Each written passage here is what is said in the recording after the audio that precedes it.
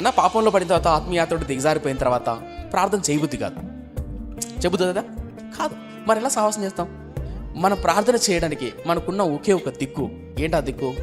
మొదటి యోహాను పత్రిక, నా చిన్న పిల్లలారా, మీరు పాపము చేయకుండాటకే ఈ సంగతులు మీకు రాయిస్తున్నాను. ఎవడైనను పాపము చేసిన ఎడలా నీతిమంతుడైన యేసుక్రీస్తు ఉత్తరవాది తండ్రి యొద్దమనుకున్నాడు. అద్భుతమైన ఎవరున్నారంట? ప్రభు అయిన యేసుక్రీస్తు తండ్రి యొద్ద మనకు ఉత్తరవాది ఉన్నాడంట. అంటే మనం పాపం చేసినప్పుడు, మనం తప్పు చేసినప్పుడు తండ్రి యొద్ద, ప్రభువా తప్పు చేశాడు, క్షమించయ్యా అని మన కొరకు ఎవరు వేడుకుంటున్నారంట? యేసుక్రీస్తు.